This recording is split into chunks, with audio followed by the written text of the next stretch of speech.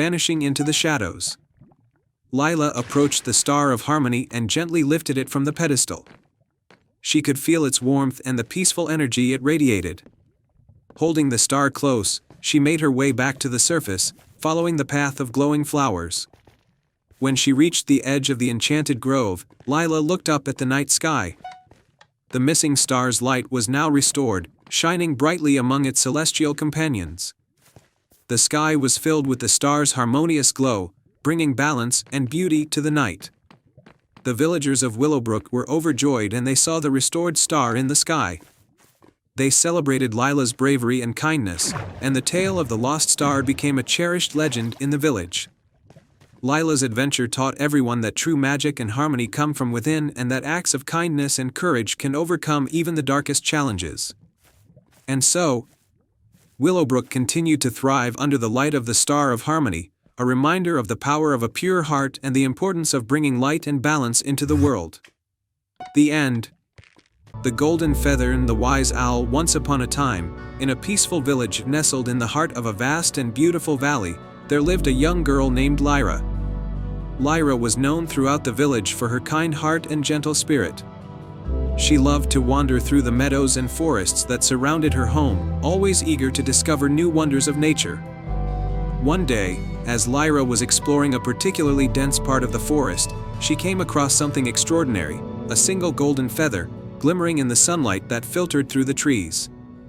It was unlike any feather she had ever seen, and she knew at once that it was magical. She picked it up carefully, feeling warmth and a strange sense of peace wash over her as she held it. Lyra decided to take the feather to her grandmother, who was the wisest person in the village. Her grandmother had told her many stories of the magical creatures that lived in the forest, and Lyra was certain that the golden feather must belong to one of them. When Lyra showed her grandmother the feather, the old woman's eyes widened in surprise. "This is the feather of Oriole, the golden owl," her grandmother explained. Oriole is a guardian of the forest, a creature of immense wisdom and power. It is said that whoever possesses one of Oriole's feathers can make a single wish, a wish that will surely come true. Lyra's heart raced with excitement. A wish? She could wish for anything she wanted. But as she thought about it, she realized that she didn't want to waste the wish on something selfish. She wanted to do something that would help others. She decided to visit the great oak tree where Oriole was said to reside. If she could speak to the golden owl, perhaps she could learn more about how best to use the wish. The journey to the great oak tree was not easy. The path was long and winding, and Lyra had to cross a wide river, climb steep hills, and navigate through thick underbrush. But Lyra was determined, and the golden feather seemed to guide her, always pointing her in the right direction. Finally, after what felt like hours, Lyra arrived at the great oak tree. The tree was enormous, with roots that twisted and turned through the earth like the veins of the forest itself. Its branches reached high into the sky, and at the very top, Lyra saw a flash of gold. "Who comes to visit the guardian of the forest?" a deep, resonant voice called out. A moment later, Oriole the golden owl swooped down from the branches, landing gracefully on one of the lower limbs. His golden feathers shone brilliantly in the dappled light, and his wise, amber eyes gazed at Lyra with curiosity. Lyra held out the golden feather. "I found this in the forest, and I was told it belongs to you, great Oriole." Oriole tilted his head. "Indeed, that is one of my feathers. You are a kind and honest soul to return it to me. In doing so, you have earned the right to make a wish. But I sense that you seek guidance before making your wish." Lyra nodded. "I don't want to waste the wish. I want to use it to help others, but I'm not sure how." The golden owl blinked slowly, considering her words. "Wishes are powerful things, and they can change the world in ways you might not expect. But you have already shown great wisdom by seeking advice. Tell me, child, what troubles your village?" Lyra thought for a moment. Her village was a happy place, but there was one thing that always seemed to cause the villagers distress. Every year, the river that flowed through the valley would flood during the spring rains, destroying crops and homes. No matter what they did, the villagers could never prevent the flooding. Our village suffers from floods every year, Lyra said. It causes so much pain and hardship. If there was a way to stop the floods, it would help everyone. Oriel nodded, understanding. That is a noble wish, young one. If you wish to protect your village from the floods, the river can be tamed, and the waters controlled. Lyra's heart filled with hope. Yes, that's what I wish for, to protect my village from the floods. Oriel spread his wings, and as he did, the golden feather in Lyra's hand began to glow even brighter. The light from the feather surrounded her, and she felt the magic of the wish taking hold. When the light faded, the feather was gone, and Oriel smiled kindly at her. Your wish has been granted, Lyra, the owl said. The river will no longer flood your village. Instead, it will bring prosperity, nourishing your crops and ensuring that your village thrives. Go now, and see the fruits of your wish. Lyra thanked Oriel and hurried back to her village, eager to see if the wish had come true. As she neared the river, she noticed that the water flowed calmly, even though the spring rains had already begun. The riverbanks were strong and secure, and the fields that had once been destroyed by floods were green and lush. The villagers were amazed at the change, and when they learned of Lyra's wish and her encounter with Oriel, they were filled with gratitude. Lyra's wish had not only saved their village but had also brought them closer together, as they realized the importance of caring for one another and their home. From that day forward, the village prospered, and Lyra was celebrated as a hero. But she never sought praise or reward, for she knew that the true magic lay in the kindness and selflessness that had guided her wish. And so, Lyra lived a long and happy life, always guided by the wisdom of the golden owl and the warmth of the golden feather. And they all lived happily ever after. I hope you enjoyed this fairy tale. Once upon a time, in a peaceful kingdom bordered by lush meadows and towering mountains, there was a quaint village named Starling. The villagers cherished their tranquil life, but they held a secret hope for something magical. They believed in an ancient legend about a mystical artifact called the Silver Bell, which was said to grant one wish to whoever rang it under the Starry River's light. The Starry River was a shimmering stream that flowed through the kingdom, known for its beautiful starlight reflections. Every year, during the harvest moon, the river would glow with a radiant light, guiding those who sought the Silver Bell. In this village lived a kind-hearted young girl named Elara. She had heard the legend of the Silver Bell and was fascinated by the tales of its magic. Elara's family was struggling, and her only wish was to find a way to bring prosperity and happiness to her loved ones. Determined to make her wish come true, she decided to embark on a quest to find the Silver Bell. The quest begins on the night of the harvest moon. Elara set off towards the Starry River. As she walked through the moonlit meadows, the stars above seemed to sparkle brighter, guiding her way. The air was crisp, and the gentle sound of the flowing river filled her with hope. When Elara reached the Starry River, she was mesmerized by the way its waters glowed with starlight. The river seemed to stretch endlessly, and she could see reflections of countless stars dancing on its surface. At the edge of the river, she noticed an old wooden bridge leading to a small, mystical island in the middle of the river. The enchanted bridge Elara crossed the bridge with care, and as she approached the island, she encountered a wise old turtle named Tiberius. Tiberius had a calm and knowing demeanor and greeted Elara with a warm smile. To find the Silver Bell, he said, you must complete 3 tasks. Only those with a pure heart and true intentions can succeed. The first task, the enchanted garden. Tiberius directed Elara to an enchanted garden on the island. The garden was filled with beautiful flowers, but they were wilting and losing their color. Elara noticed that the flowers needed water from the crystal fountain, which was hidden in the garden. Elara searched the garden and found the fountain covered in vines. She carefully cleared the vines and filled her small bottle with the sparkling water. As she watered the flowers, they began to bloom and regain their vibrant colors. The garden was soon filled with fragrant blossoms, and a golden path appeared leading her to the next task. The second task, the mysterious maze. Elara followed the golden path to a labyrinthine maze. The walls of the maze were covered in ivy, and the entrance was marked with a riddle: I have cities but no houses, forests but no trees, and rivers but no water. What am I? Elara thought hard and realized the answer was map. With the answer in mind, the maze's walls began to shift and open up, revealing a clear path through. Elara navigated through the maze with patience and careful observation, arriving at the exit. The third task, the heart of the forest. The final task led Elara to the heart of the forest, where an ancient oak tree stood with a hollow at its base. Inside the hollow was a small, golden key. Tiberius appeared and explained, "This key unlocks the chest where the silver bell rests, but it can only be found with a heart full of kindness." Elara held the key and reflected on her journey. She thought about how her kindness and determination had helped her complete the tasks. With a heart full of hope and love for her family, she approached a stone pedestal with a chest on it. The silver bell. Elara used the key to unlock the chest, and inside, she found the silver bell, shimmering with a soft, silvery light.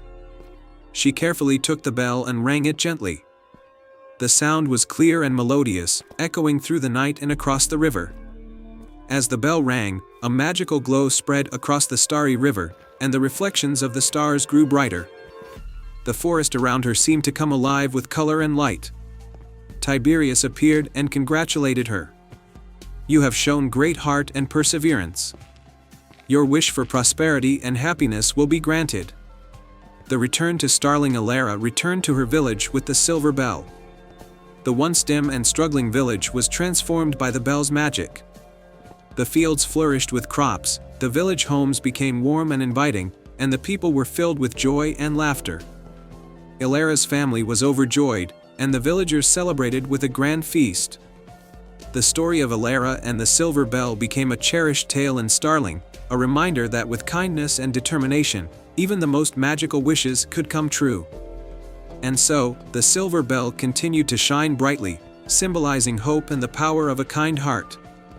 The starry river remained a place of wonder, and Elara's story lived on, inspiring future generations to seek their own adventures and embrace the magic within their hearts. The end. The tale of the Silver Dragon and the Moonlit Lake. Once upon a time, in a faraway kingdom surrounded by mountains and forests, there was a peaceful village known as Starfall. The village was named after a beautiful lake nearby, where every night, the stars seemed to fall from the sky and dance upon the water's surface. The villagers believed the lake was enchanted, and they revered it as a sacred place. In this village lived a young boy named Tomas. Tomas was a kind and curious boy, always exploring the forests and fields around his home. He loved to listen to the stories the elders told about the lake and its mysterious powers. But the story that fascinated him the most was the legend of the Silver Dragon. According to the legend, a magnificent silver dragon lived deep within the mountains. This dragon was said to be a guardian of the land, keeping it safe from evil and harm. The dragon would come to the Moonlit Lake once every 100 years to drink from its waters and renew its strength. It was said that whoever witnessed the dragon at the lake would be granted a single wish, no matter how impossible it seemed. As Tomas grew older, his fascination with the silver dragon only grew stronger. He dreamed of seeing the dragon and making a wish that could change his life and the lives of those he loved. One night, when the moon was full and the stars were particularly bright, Tomas decided to set out for the Moonlit Lake, hoping that the time had come for the dragon's return. With a lantern in hand, Tomas made his way through the forest. The path was dark and winding, but he was determined. The trees whispered in the wind, as if they knew the secrets of the night. Finally, after what felt like hours, Tomas arrived at the edge of the lake. The water shimmered with the reflection of the moon and stars, just as it always did. Tomas waited by the lake, his heart pounding with anticipation. Time seemed to stretch on endlessly, and he began to wonder if the legend was true after all. But just as he was about to give up and return home, something extraordinary happened. The water in the center of the lake began to ripple, as if disturbed by an unseen force. The ripples grew larger and larger until, with a soft splash, a majestic silver dragon emerged from the depths. Its scales glistened like liquid silver, and its eyes shone with a wise, ancient light. The dragon's wings stretched wide, catching the moonlight and making the creature look even more magnificent. Tomas gasped in awe, barely able to believe his eyes. The dragon, noticing the boy, turned its gaze toward him. For a moment, they simply looked at each other, and Tomas felt as though the dragon could see into his very soul. "Greetings, young one," the dragon spoke, its voice deep and soothing. "You have come to witness the renewal of the moonlit lake. Why do you seek me?"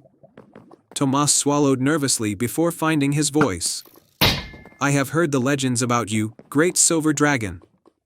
They say that you can grant a wish to those who see you at the lake. I have come to ask for a wish." The dragon nodded slowly, understanding. "Indeed, I have the power to grant a wish. But be warned, young one, wishes are powerful things, and they can have consequences you may not foresee. Tell me, what is it that you wish for?" Tomas hesitated, thinking carefully. He had many things he could wish for: wealth, strength, wisdom. But then he remembered something his mother had told him before she passed away.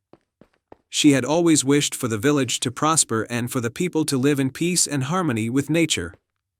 "I wish for the village of Starfall to always be protected," Tomas said finally. "I wish for the land to remain fertile, the people to be happy, and the forest and lake to stay pure and untouched by harm." The silver dragon's eyes softened at Tomas's selfless wish. "You have chosen wisely, young one. Your wish shall be granted, and the village of Starfall will indeed be protected for as long as the moon shines upon this lake. But remember, the true power of a wish lies not in magic, but in the hearts of those who live by it. Continue to care for the land, and it will care for you." With that, the dragon dipped its head toward the lake, drinking deeply from its waters. As it did, the water began to glow with a soft, silver light, spreading throughout the lake and into the surrounding forest. The trees seemed to grow stronger, the flowers more vibrant, and the air filled with a sense of peace and renewal. When the dragon finished drinking, it looked at Tomas one last time. "Thank you, Tomas, for your kind heart. The world needs more like you." The dragon then spread its wings and took to the sky, soaring into the night until it was no more than a distant star in the heavens. Tomas stood by the lake for a long time, feeling a deep sense of contentment and wonder. He knew that the village would prosper, not just because of the dragon's magic, but because of the love and care the villagers would continue to show for their home. When Tomas returned to Starfall, he found that the village was already changing for the better. The crops grew tall and healthy, the animals thrived, and the people were happier than ever. And though the villagers never knew exactly what had happened that night at the lake, they could sense that a great blessing had been bestowed upon them. As for Tomas, he became known as the keeper of the lake, a protector of the land and a guardian of the village's prosperity. He often returned to the moonlit lake, not to seek another wish, but simply to sit by the water's edge and remember the night he met the silver dragon. And so, the village of Starfall lived on in peace and harmony, with the silver dragon's blessings shining down on them from the night sky, ensuring that they all lived happily ever after. I hope you enjoyed this fairy tale. Once upon a time, in a quiet village nestled between two tall mountains, there was a wishing well. The villagers believed it was enchanted, for it was said that if you dropped a silver coin into the well and made a pure-hearted wish, your deepest desire would come true. However, there was a rule: you could only make one wish in your lifetime, and it had to come from the heart, or the well would grant it in unexpected ways. Young Lila lived in this village. She was a kind girl with golden hair and a heart as warm as the sun, but her life had been difficult. Her mother had passed away when she was very young, and her father, a woodcutter, had grown ill. Every day, Lila would tend to her father and work in the village, always dreaming of a better life. One evening, as Lila was returning home from gathering herbs for her father, she passed the old wishing well. It stood in the middle of the forest, moss-covered stones surrounding it, and the water inside shimmered mysteriously under the moonlight. Lila had always heard stories about the well but had never dared to approach it. As she stood there, gazing at the well, she thought about her father's illness and how much she wished to ease his suffering. But then, she remembered all the tales: if the wish wasn't pure, the well would twist it. She had seen it happen before: villagers who had wished for wealth found themselves rich but lonely, or those who had asked for love found their hearts broken. Lila sat by the well, staring into its deep waters. She had only one chance. What should she wish for? Suddenly, she heard a voice, soft and gentle, as if carried by the wind. "What is it that you seek, dear one?" Lila jumped, looking around. There was no one in sight. Only the well stood silently before her. "Who's there?" she asked, her voice barely above a whisper. "I am the spirit of the well," the voice replied. "Many come here seeking their heart's desire, but few understand what they truly need. Tell me, Lila, what is it that you wish for?" Lila hesitated. I wish to help my father," she said, her voice trembling. The well's waters rippled as if considering her words. "Is that what you truly wish for, Lila? The well knows the truth in every heart. Speak wisely." Lila thought for a moment. Of course, she wanted to help her father, but something in the well's voice made her reconsider. What if the wish wasn't about just curing his illness? What if there was something deeper she had yet to realize? She sat in silence, reflecting on her life. She loved her father dearly, but she had always felt lonely, always felt like something was missing.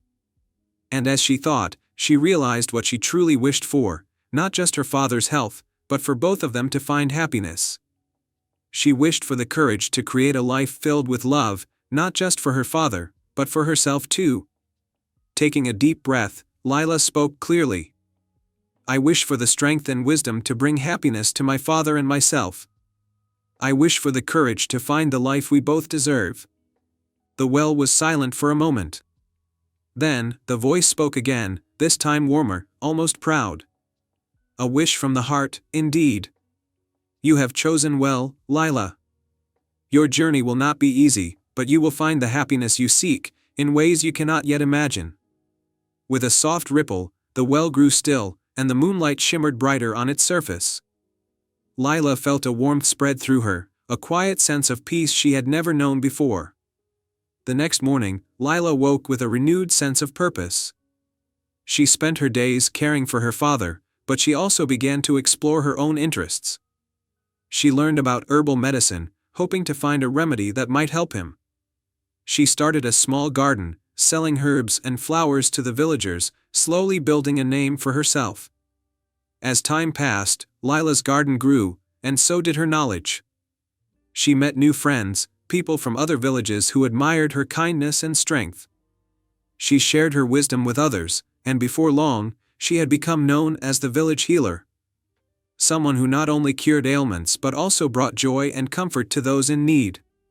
Her father, too, improved. Though he never regained his full strength, his spirits were lifted by Lila's newfound purpose. He saw how she had blossomed into a strong and capable woman, and that, in itself, was the greatest gift he could receive. Years passed, and Lila's life became full and rich, not with gold or riches, but with love and friendship. She realized that the well had granted her wish not by changing her circumstances overnight, but by giving her the strength to change her own life. And so, the village came to know Lila not just as the girl with the golden hair, but as the woman whose heart had led her to happiness. And though the wishing well still stood in the forest, covered in moss and bathed in moonlight, few dared to visit it anymore, for Lila's story had taught them that true wishes were not found in magical wells, but in the strength of one's own heart. And they lived happily ever after. The end. Once upon a time, in the heart of a lush, verdant valley, lay the village of Weaverton, known far and wide for its exquisite tapestries. The village's fame came from an old legend about a magical loom that wove not just fabric, but dreams and destinies. The loom, known as the Enchanted Loom, was said to be hidden away in a secret chamber beneath the ancient weaver's tower, guarded by a benevolent spirit. In this village lived a young girl named Ilara. Ilara was kind-hearted and imaginative, with a talent for weaving that was admired by all. Her greatest dream was to create a tapestry that would bring joy and prosperity to her village, which had recently been struggling due to a series of poor harvests and a cold, harsh winter.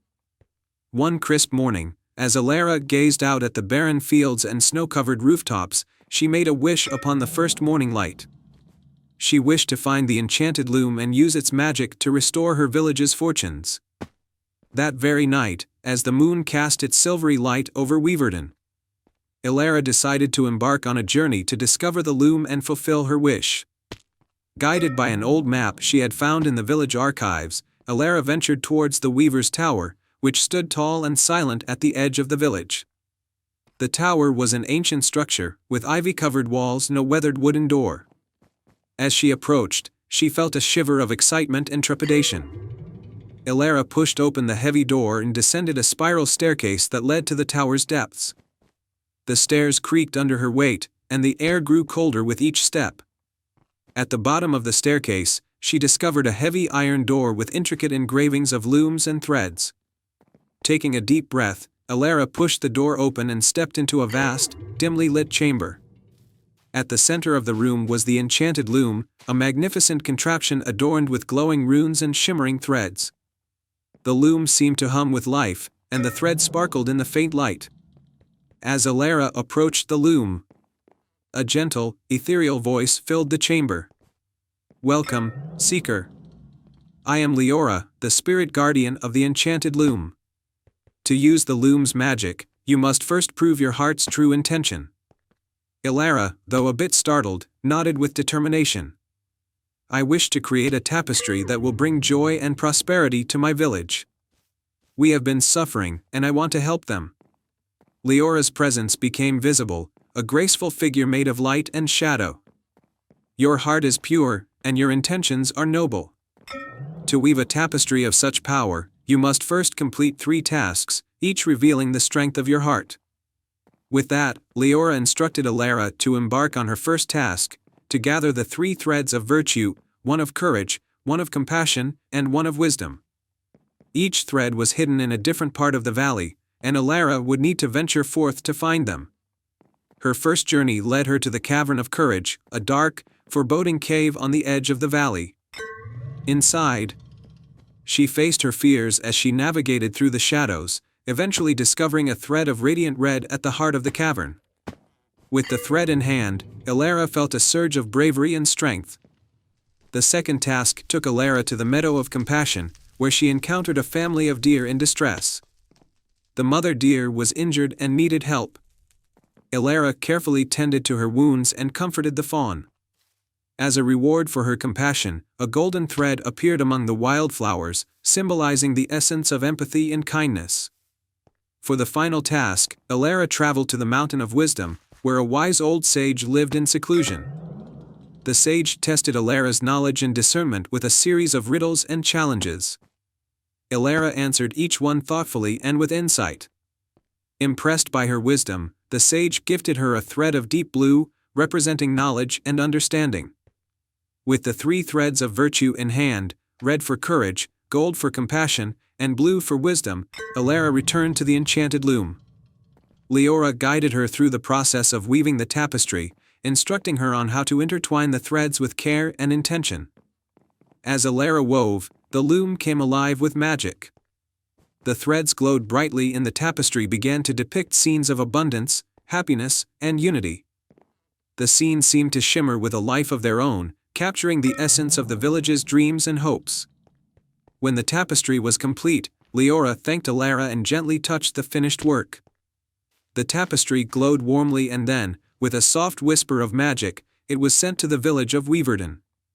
The next morning, the villagers awoke to find the tapestry hanging in the village square. As they gazed upon it, a feeling of hope and joy filled their hearts. The harsh winter began to recede, and the fields once again turned green and fertile. The village prospered, and the people celebrated with gratitude and happiness. Elara's wish had come true, and her village flourished. She continued to weave with her heart full of the virtues she had learned.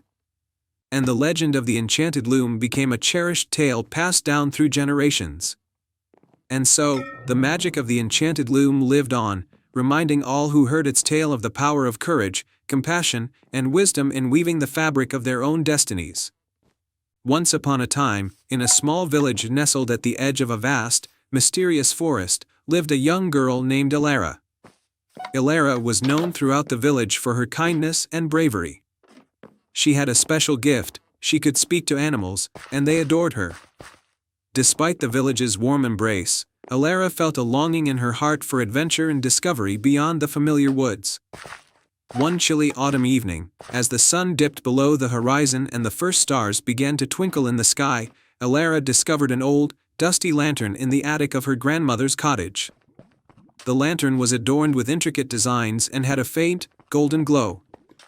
Curious, Alara polished the lantern and, as she did, a gentle puff of light escaped from its spout, forming into a shimmering figure. A delicate fairy, no taller than Alara's hand, emerged from the lantern. She wore a gown made of stardust and had wings that sparkled like moonlight on water. "Thank you for releasing me," the fairy said with a voice like tinkling bells. "I am Lyra, the guardian of wishes. For freeing me, I will grant you one wish." Alara's eyes widened with excitement. "Really? But what should I wish for?" she wondered aloud. Lyra's wings fluttered as she hovered in the air. "Think carefully, for a wish is a powerful thing. It should come from the heart." Alara pondered deeply. She thought of the village and the people she loved. She thought of the tales of the enchanted forest that spoke of hidden treasures and magical creatures. Finally, she made her wish. "I wish to discover the secrets of the enchanted forest and to bring something wonderful back for my village." Lyra's eyes twinkled with approval. "A noble wish. I will guide you on your journey. But remember, true magic lies not in what you find, but in the kindness and bravery you show along the way." With that, Lyra vanished back into the lantern, leaving behind a soft glow. Alara set out for the forest with a heart full of hope and a sense of adventure. As she entered the woods, the trees seemed to whisper to her, guiding her deeper into the heart of the forest. The enchanted forest was unlike anything Alara had ever seen. The trees were ancient and tall, their leaves shimmering with every color of the rainbow. Flowers glowed softly in the moonlight, and gentle creatures with eyes like gemstones peeked out from behind the foliage. As she walked, Alara came across a winding path of glowing stones. She followed the path until she reached a clearing with a crystal-clear pond at its center. The pond was surrounded by flowers that sparkled with a light of their own. In the middle of the pond stood a small island with a single, majestic tree whose branches were heavy with golden fruit. Alara waded into the pond, careful not to disturb the delicate flowers. As she reached the island, she saw that the golden fruit on the tree was actually a cluster of radiant, star-shaped blossoms. Suddenly, a gentle voice spoke from the tree. "Welcome, brave soul. I am Arion, the spirit of the enchanted forest. I see you have come seeking the secrets of this land." Alara, though a bit startled, stood tall. "Yes, I wish to bring something wonderful back to my village. Something that will help them and bring joy." Arion's branches swayed gracefully. "You have shown great courage and kindness by venturing into this forest. I will grant you a gift that embodies the true magic of this land." From the tree, a shimmering blossom fell into Alara's hands. It was a star-shaped flower, its petals radiating a warm, golden light. "This is a starflower," Arion explained. "Its magic can heal, inspire, and bring happiness. Take it back to your village and share its light." Alara thanked Arion and carefully placed the starflower in her satchel. As she made her way back through the forest, the creatures she had met along the way gathered to bid her farewell. They cheered and danced, their joy echoing through the trees. Returning to her village, Alara was greeted with curiosity and excitement. She shared her story of the enchanted forest and presented the starflower to the villagers. The moment the flower was placed in the center of the village square, its light spread throughout the village, filling every home and heart with a warm, golden glow. The village flourished with renewed energy and happiness. The fields grew lush, the rivers sparkled, and the people felt a deep sense of contentment. The magic of the starflower brought prosperity and joy to everyone. Alara's bravery and kindness had not only fulfilled her wish but had also enriched the lives of those she loved. She continued to explore and cherish the wonders of the world, knowing that true magic was found in the courage to seek adventure and the love shared with others. And so, the village thrived, and the legend of Alara and the enchanted lantern was told for generations, a tale of bravery, magic, and the light found in the heart. Once upon a time, in a land where rolling hills kissed the sky and meadows danced with wildflowers, there was a quaint village named Lumina. Lumina was known far and wide for its enchanting beauty and its magical pond, the Starlit Pond. The pond was said to be blessed by the moon and shone with a soft, silvery light that could heal hearts and grant wishes. The guardian of this mystical pond was a gentle and wise woman known as the Moonlight Queen. Her name was Alara, and she lived in a charming cottage by the pond, surrounded by lush gardens and sparkling lights. Alara's role was to protect the magic of the pond and help those in need with her moonlit powers. In the village lived a young girl named Lyra. Lyra was kind-hearted and adventurous, with a deep love for nature. She often visited the Starlit Pond to enjoy its tranquility and to make secret wishes. One night, while gazing at the shimmering waters, she overheard a conversation between two forest creatures. They spoke of a hidden danger threatening the magic of the pond and the balance of the land. Intrigued and concerned, Lyra decided to find out more. She visited Alara, who greeted her with a warm smile. Alara explained that a dark sorcerer named Malakar sought to steal the magic of the Starlit Pond to gain eternal power. To protect the pond, Alara had placed a powerful enchantment around it, but the spell was weakening. Lyra felt a strong sense of duty to help.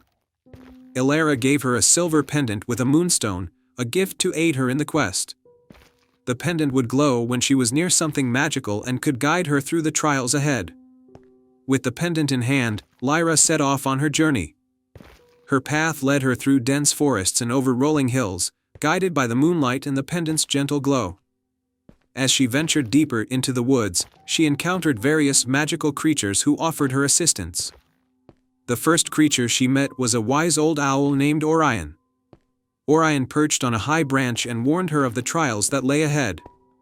To find Malakar and save the pond, you must face 3 challenges, Orion said.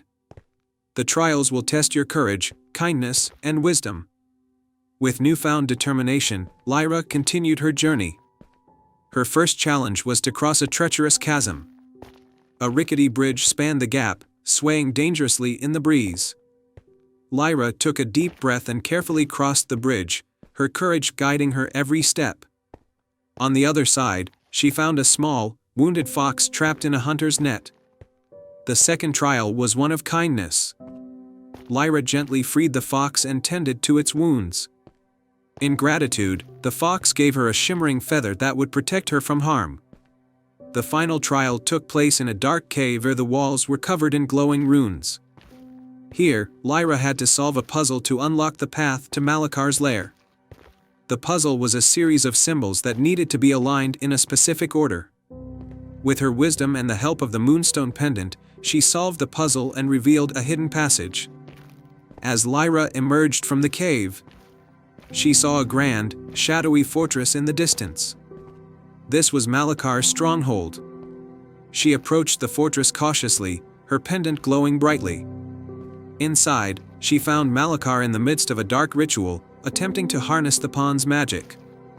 Lyra confronted Malakar, her heart pounding with fear but also with resolve.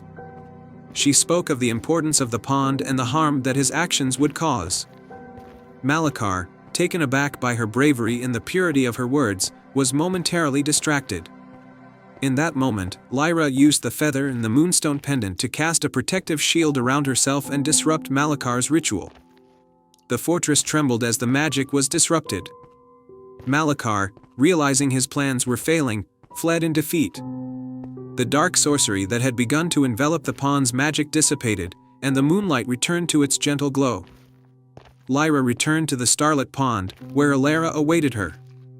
The Moonlight Queen congratulated Lyra on her successful quest and praised her for her courage, kindness, and wisdom. With the danger averted, the enchantment around the pond was restored, and its magic was stronger than ever. The village of Lumina celebrated Lyra's bravery with a grand festival under the stars. The pond sparkled more beautifully than ever, a testament to the power of pure-heartedness and the strength of the bonds forged through courage and kindness. As the moonlight bathed the land in its soft glow, Lyra's adventure became a cherished story in Lumina. The tale of the brave girl who saved the starlit pond and defeated the dark sorcerer was passed down through generations. The Moonlight Queen continued to watch over the pond, and Lyra's legacy lived on as a symbol of hope and heroism. And so, the kingdom thrived, bathed in the gentle light of the starlit pond, where dreams and reality intertwined, guided by the bravery of one young girl and the magic of the moon. The end. Once upon a time, in a land where the sky touched the earth and the stars were as close as the morning dew, there was a small village known for its incredible beauty. This village was famous not for its grand structures or riches, but for its breathtaking night skies, which seemed to be painted by an artist's brush. The artist was a humble young girl named Arya. Arya was no ordinary painter, she was the star painter, and each night, she would climb to the top of the tallest hill with her magical paintbrush and a pot of shimmering stardust. With each stroke, she transformed the dark canvas of the night into a mesmerizing display of constellations and celestial wonders. One evening, as Arya prepared her paints for the night, she noticed a peculiar sight. A lone star, unlike any she had ever seen, flickered in the sky, struggling to shine through the dark clouds. This star was not just faint but seemed to be fading away. Determined to help, Arya climbed the hill and started painting around the star, hoping to give it the strength to shine brightly again. As she worked, the star's light grew stronger, but it wasn't enough to restore it fully. That night, as Arya finished her painting, a mysterious figure appeared before her. It was a tall, elegant woman dressed in a gown made of moonlight and stardust. Her eyes sparkled with a knowing glint. "Greetings, Arya," the woman said in a voice that was both gentle and powerful.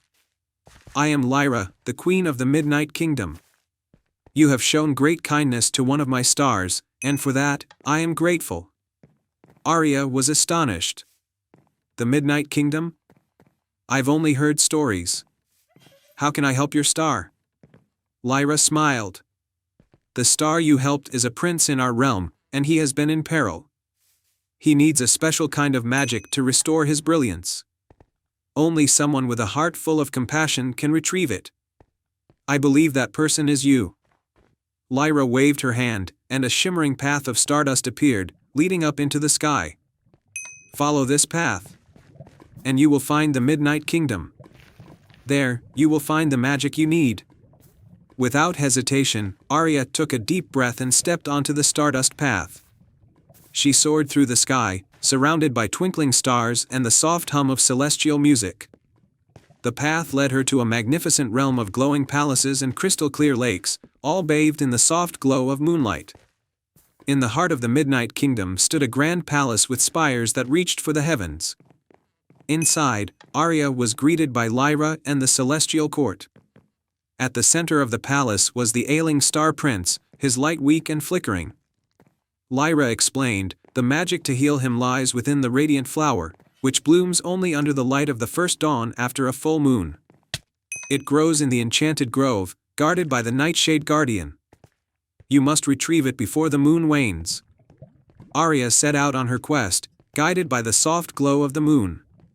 The enchanted grove was a place of wonder, with trees that whispered secrets and flowers that sang lullabies.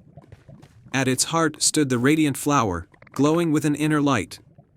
But guarding it was the Nightshade Guardian, a majestic creature with wings that sparkled like the night sky. With courage and respect, Arya approached the Guardian. "I seek the radiant flower to save the Star Prince. I promise to return it once my task is done." The Nightshade Guardian looked at Arya with wise eyes and saw the sincerity in her heart. "Your kindness and bravery are clear. The flower is yours to take." Arya carefully picked the flower, and with it, she returned to the Midnight Kingdom. The radiant flower's light was pure and strong, and as Arya placed it near the Star Prince, its magic began to weave through his fading light. Slowly but surely, the Star Prince's brilliance was restored. The kingdom rejoiced as the Star Prince regained his full splendor. Lyra and the Celestial Court celebrated Arya's bravery and kindness. "You have saved our prince and brought back the light to our realm," Lyra said. "As a token of our gratitude, We grant you a special gift." Lyra touched Aria's forehead, and in that moment, a constellation in the shape of a paintbrush appeared in the sky. Whenever you wish to paint the night sky, simply look at this constellation, and it will guide your hand with the magic of the Midnight Kingdom. With a heart full of joy and new knowledge, Aria returned to her village. From that night on, her paintings of the night sky were more beautiful than ever, guided by the magic of the Midnight Kingdom. The village continued to marvel at the wondrous skies, and Aria became known not only as a gifted artist but as a heroine who bridged the worlds of stars and dreams. And so, under the magical guidance of the Midnight Kingdom, Aria painted the nights with wonder and hope, ensuring that every star shone bright and every dream reached the sky. Once upon a time, in a kingdom surrounded by ancient forests and misty valleys, there was a whispering woods known only in legend. It was said that the woods were alive with magic and mystery, and hidden deep within them was a secret that could only be uncovered by the bravest of hearts. In this kingdom lived a young princess named Amelia. She was known for her adventurous spirit and her kind heart. One day, while exploring the castle's library, Amelia discovered an old, dusty book bound in silver thread. Inside, she found a faded map that led to the Whispering Woods. According to the book, the woods held the key to finding a lost princess who had been missing for many years. Amelia was intrigued and decided to embark on a journey to uncover the truth and find the lost princess. Early the next morning, Amelia prepared for her adventure. She packed a satchel with essentials, a lantern, some food, and a warm cloak, and set off towards the Whispering Woods. As she approached the edge of the forest, she noticed that the trees were tall and ancient, their leaves whispering secrets to each other. The entrance to the Whispering Woods was guarded by a large, ornate gate made of intertwined vines and flowers. As Amelia approached, the gate creaked open, and a soft, melodic voice spoke. To enter the woods and find the lost princess, you must face 3 trials.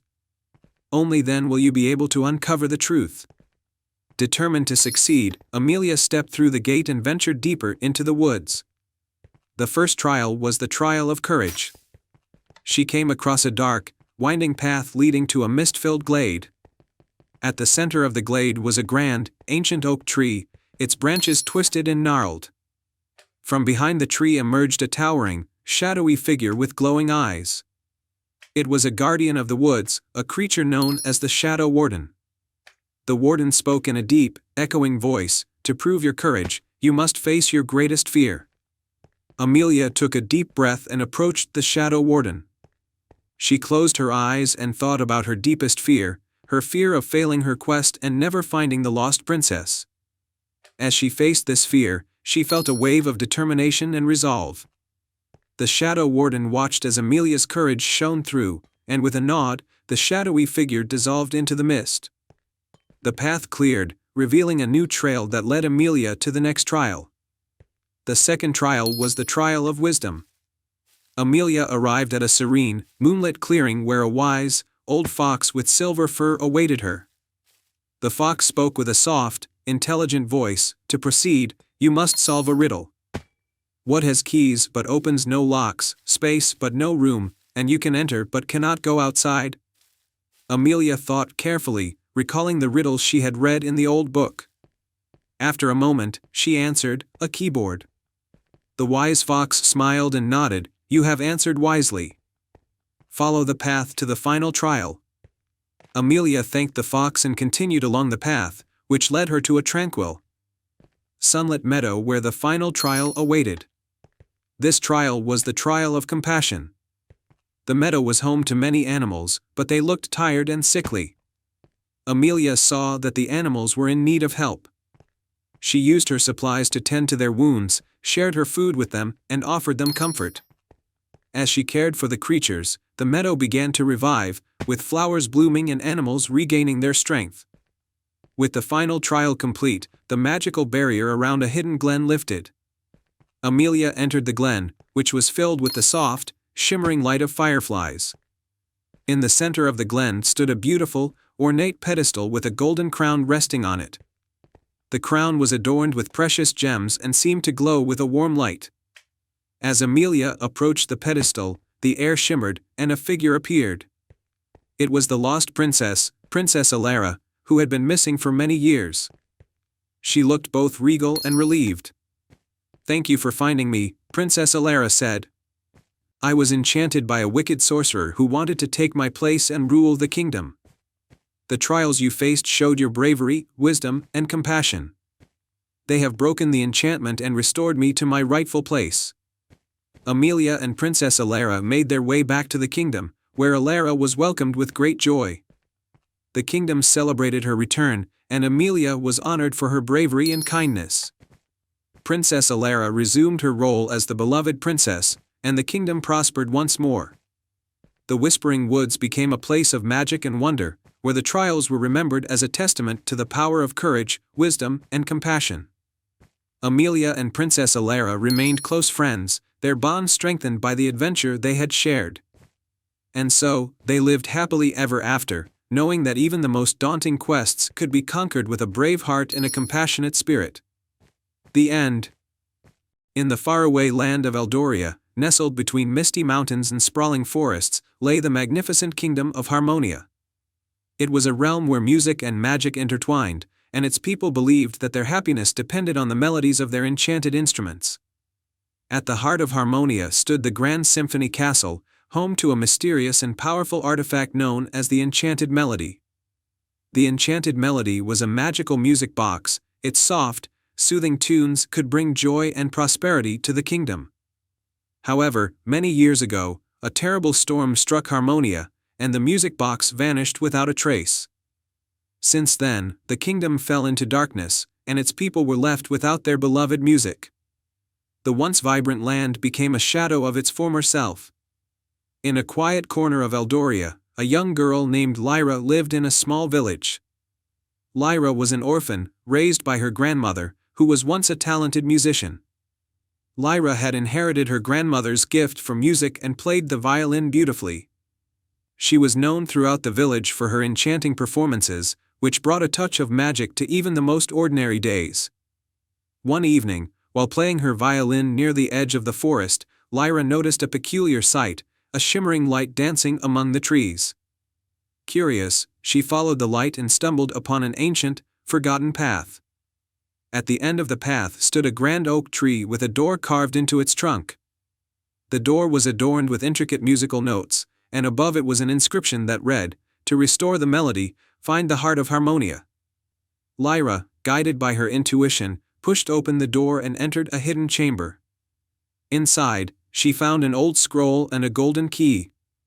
The scroll spoke of a hidden kingdom that was lost long ago, known as the Harmonic Realm.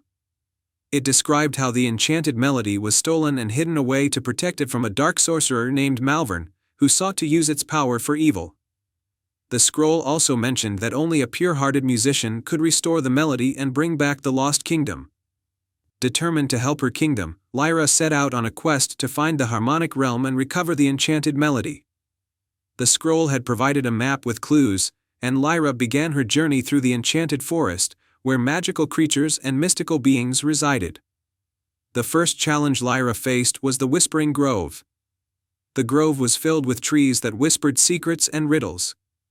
To pass through, Lyra had to solve a series of musical riddles posed by the trees. She played her violin and followed the melodies that the trees sang, deciphering their clues and finding her way to the next part of the forest. Beyond the grove, Lyra arrived at the Silver River, its waters sparkling with an otherworldly glow. The river was guarded by a wise old water spirit named Nereus.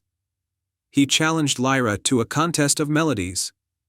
Nereus played his harp, and Lyra responded with her violin. The two engaged in a beautiful and harmonious duet, showcasing their skills.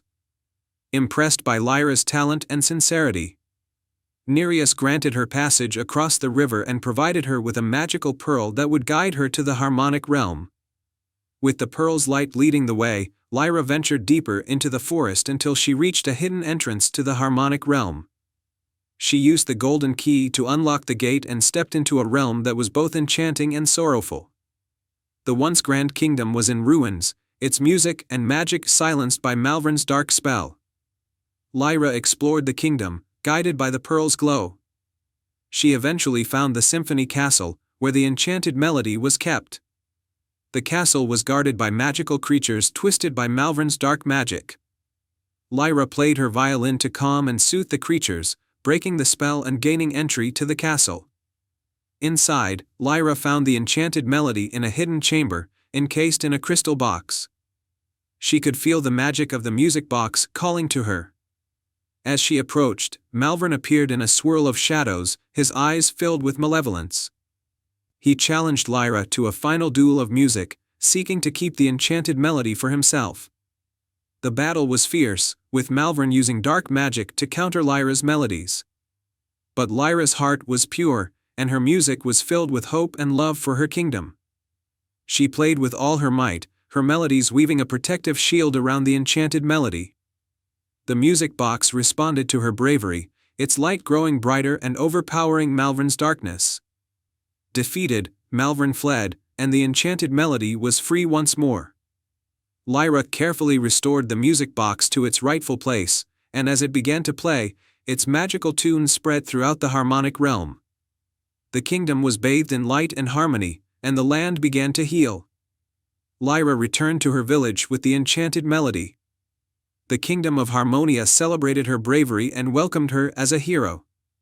The once lost kingdom was restored to its former glory, and the music returned to the land, bringing joy and prosperity to all. Lyra's tale became a cherished story in Eldoria, inspiring generations to come.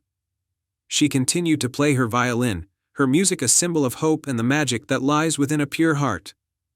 The enchanted melody remained a beacon of light, and the kingdom of Harmonia thrived, forever grateful to the courageous young girl who saved them all. The end. In a quaint village nestled at the edge of an ancient forest, there was a remarkable tree known as the Whispering Willow. Its branches were said to be enchanted, and it was believed that the tree could grant a single wish to someone with a truly pure heart once every 100 years. The village had long thrived under the protection of the Whispering Willow. Its branches provided shelter and its leaves whispered secrets of the forest to those who sought wisdom. Despite its wonders, the tree's magic was waning, and the village began to notice that its once lush and vibrant surroundings were starting to wither. A young girl named Eloan lived in the village. Eloan was known for her kindness and her love for the forest. She had grown up hearing stories of the Whispering Willow and had always dreamed of seeing it and learning its secrets. One day, as the last golden rays of the setting sun painted the sky, Eloan noticed that the once strong and radiant Whispering Willow seemed to droop and lose its luster. Concerned, she decided to seek out the tree and help restore its magic. Equipped with a small satchel of supplies, Eloan set out on a journey through the forest. The forest was dense and filled with the songs of creatures preparing for nightfall. Guided by the fading light of day and her own determination, she ventured deeper into the woods. After hours of walking, she finally arrived at a secluded glade where the Whispering Willow stood, its branches swaying weakly in the breeze. The tree's once vivid leaves had turned a dull, silvery gray. As Eloan approached, she heard a faint, sorrowful whisper from the tree. "Help me, young one, before my magic fades entirely." Eloan gently placed her hand on the tree's bark and asked, "What can I do to help you?" The Whispering Willow responded, "To restore my magic, you must complete 3 tasks that will test your heart and spirit. Only then will I regain my strength." The first task was to retrieve the golden acorn, which was hidden in a clearing guarded by a fierce but noble stag. The stag, with antlers like woven branches, appeared before Eloan and spoke, "To earn the golden acorn, you must answer my riddle." The stag's riddle was, "I have cities, but no houses. I have mountains, but no trees. I have water, but no fish. What am I?" Eloan thought carefully and replied, "A map." The stag nodded approvingly and allowed her to take the golden acorn from beneath a nearby rock. The second task led Eloan to a crystal-clear pond where a delicate water sprite named Lyra resided. Lyra's pond was clouded and dark. "To help me in the Whispering Willow," Lyra said, "you must find and release the lightstone trapped within the depths of this pond." Eloan dove into the pond, searching through the murky water. After some time, she found the lightstone, a radiant gem that shone brightly even underwater. She carefully brought it back to Lyra, who thanked her and restored the pond to its former clarity. The third and final task took Eloan to the edge of the forest, where a mountain path led to a cave. Inside the cave lived a wise old dragon named Phoenix. Phoenix was known for his knowledge and his fiery breath. To complete this task, Phoenix said, "You must bring me the crystal leaf from the highest peak of the mountain." Eloan climbed the rugged path to the peak, where she found the crystal leaf shimmering in the moonlight. She carefully descended and presented the leaf to Phoenix. The dragon, impressed by her bravery, offered her a blessing and a piece of ancient wisdom. With the golden acorn, the lightstone, and the crystal leaf in hand, Eloan returned to the Whispering Willow. The tree's branches had grown even weaker, but Eloan placed the items at the base of the tree as instructed. The Whispering Willow absorbed the magic of the golden acorn, the lightstone, and the crystal leaf. Slowly, its branches began to regain their vibrant color, and the once weak leaves rustled with renewed strength. As the tree's magic was restored, it spoke to Eloan with a voice full of gratitude. "You have completed the tasks with a pure heart and unwavering spirit. For your bravery and kindness, I grant you one wish." Eloan thought for a moment and said, "I wish for the forest and the village to be blessed with prosperity and harmony forever, so that all who live here can thrive in peace." The Whispering Willow's branches shimmered with a radiant light, and a gentle rain began to fall, nourishing the land.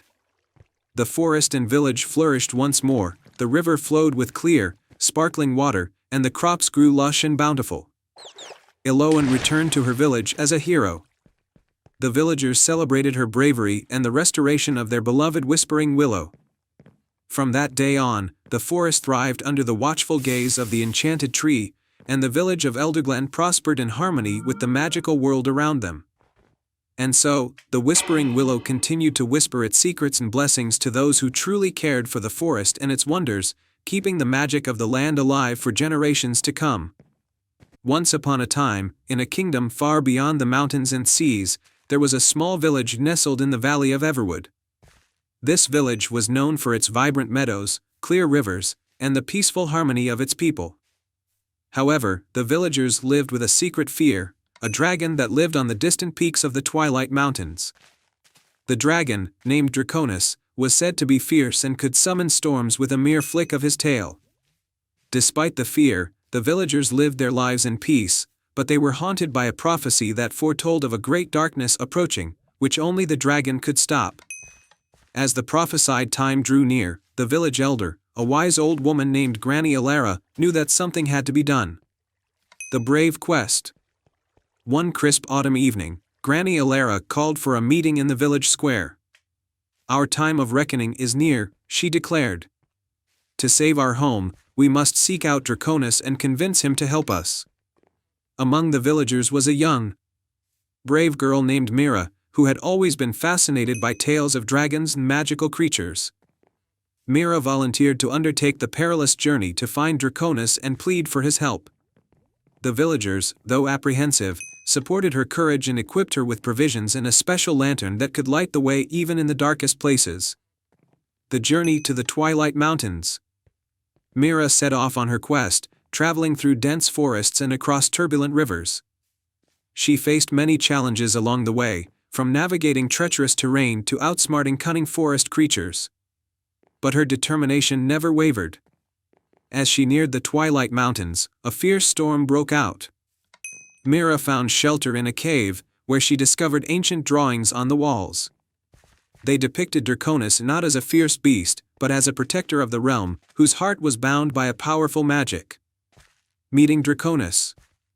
The storm subsided, and Mira continued her journey up the mountains. At the very peak, she found Draconis perched on a rocky outcrop, his scales glistening in the moonlight. The dragon was enormous, with wings that could eclipse the sun and eyes that held centuries of wisdom. With a deep breath, Mira approached the dragon. "Great Draconis," she called out, her voice trembling slightly. "I am Mira from Everwood. Our village is in grave danger, and we need your help to save it from an impending darkness. Please, hear our plea." Draconis regarded her with a mixture of curiosity and skepticism. "Why should I help you?" he rumbled. What makes you think you have the right to ask anything of me? Mira stepped forward, her heart pounding. I've seen the drawings in the cave. They show you as a guardian, not a monster. I believe you have a noble heart, and our village has always respected the balance of nature and magic. We only seek to restore harmony. Draconis's eyes softened, and he let out a long sigh. Long ago, I did indeed protect the realm. But I have been in solitude, bound by my own fears and the burden of my powers. To break free from this isolation and help you, I must first overcome my own darkness. The trial of the heart. Mira nodded, understanding the gravity of the dragon's words. What must be done to free you? Draconis explained that he was bound by a spell that made him fear his own power. To break the spell, he needed to confront his deepest fears and trust in the goodness of others. I will help you, Mira said firmly. But you must believe in yourself and the magic you hold. Together, they embarked on a journey to find the source of Draconis's fear, a hidden, ancient ruin deep within the mountains. The ruins were filled with magical traps and illusions that preyed on Draconis's insecurities. With Mira's unwavering support and encouragement, Draconis faced each fear and dispelled the illusions. As he did so, he rediscovered his true self, a protector and a guardian of light. Restoring balance. With his fears conquered, Draconis felt the chains of his solitude break. He soared into the sky, and with a roar that echoed through the mountains, he summoned a powerful storm that cleansed the land of darkness. The skies cleared, and the balance of nature was restored. Mira and Draconis returned to the village, where the villagers awaited anxiously. Seeing the dragon's benevolent nature, they welcomed him with gratitude and awe. Draconis used his magic to restore the land's vitality, bringing rain and renewal to the once dry fields. A new era. From that day forward, Draconis became a guardian of Everwood, and the village thrived in harmony with the dragon. Mira was celebrated as a hero, not just for her bravery but for showing that even the most formidable challenges could be met with courage and compassion. The prophecy had been fulfilled, not through conflict, but through understanding and trust. The dragon and the villagers lived in peace, and the legend of Mira and Draconis became a tale told for generations, reminding all that true magic lies in the heart's willingness to believe and embrace the unknown. In a quiet corner of the world, where meadows met forests and rivers sparkled under the sun, there was a small, charming village named Solara. The villagers of Solara lived in harmony with nature, but they cherished most the clear, starry nights when the sky came alive with twinkling stars. Among these villagers was a young boy named Leo, who had a special bond with the stars. Ever since he could remember, he would lie on the grass at night, gazing up at the sky, feeling as though he could reach out and touch the stars. His favorite star was a particularly bright one that always seemed to shine with an almost magical brilliance. One evening, as the full moon cast its silver light over the village, Leo noticed something unusual. The bright star he so loved was dimming, its light flickering weakly. Concerned, he ran to the village elder, a wise woman named Mira, and told her about the star. Mira listened carefully and said, "That star is known as Lumina, the star of wishes. It is said that Lumina and the moon share a special bond. And if Lumina's light fades, it could mean that the moon's magic is in trouble. You must seek the moon and find out what has happened." With a heart full of determination, Leo set out on a quest to find the moon and restore Lumina's light. He followed the silver moonlight through the forest, guided by the soft glow of the moon and the faint twinkle of Lumina in the sky. After a long journey, Leo arrived at a mystical clearing where the moon's light was strongest. In the center of the clearing was a shimmering, crescent-shaped pool of moonlight. As Leo approached, he saw that the moon was not in the sky but rather reflected in the pool, looking sad and dim. Leo stepped closer and spoke gently, "Oh, moon, why are you so sad? Your light has faded, and it's affecting Lumina, my favorite star."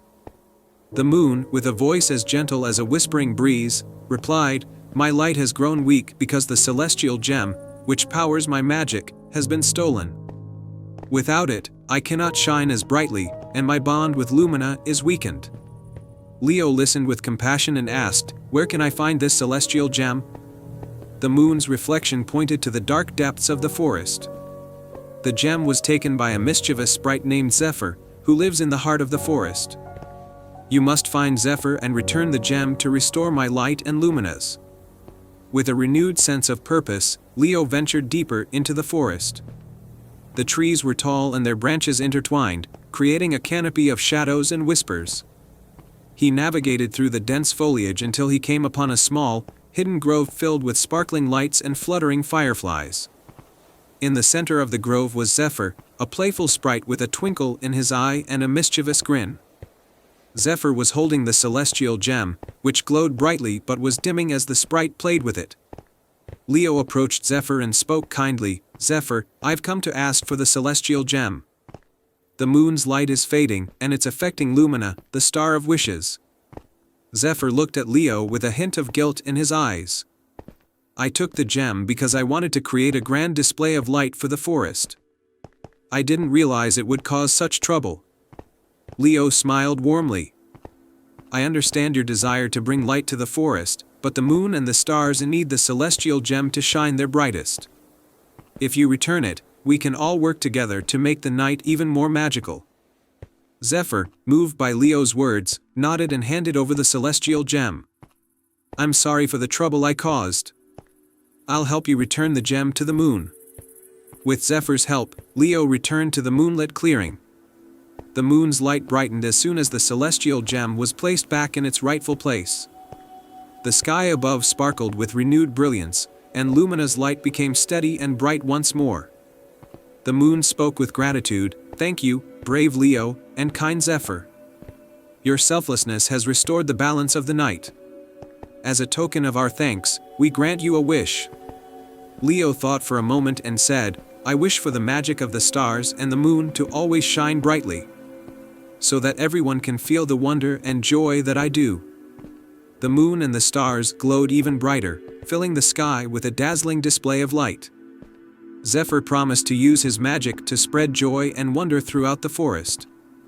Leo returned to Solara, where the villagers marveled at the brilliant night sky. They celebrated the restoration of Lumina's light and the moon's radiant glow. Leo's bravery and kindness had brought a new magic to their lives. From that night on, every time Leo looked up at the stars, he felt a special connection to the moon and Lumina, knowing that the magic of the night was always there, shining brightly for all to see. The princess and the stonecutter. Once upon a time, in a kingdom nestled between towering mountains and flowing rivers, there was a kind and just king who ruled with wisdom and grace. The king had a beautiful daughter named Princess Isla, who was loved by all for her gentle heart and adventurous spirit. Despite her royal duties, Isla often slipped away from the castle to explore the forests, mountains, and villages of the kingdom. She loved nothing more than to learn about the lives of her people and to help them in any way she could. One day, while exploring a remote village at the foot of the mountains, Princess Isla came across a young stonecutter named Rowan.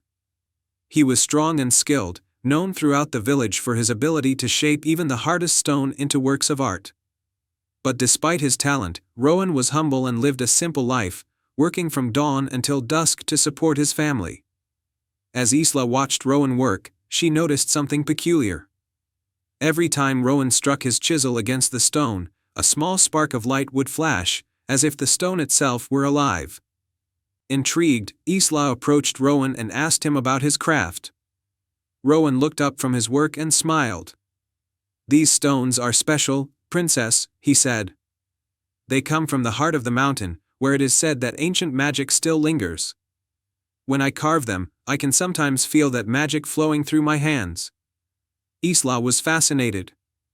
She had heard stories of the ancient magic in the mountains, but she had never seen it for herself.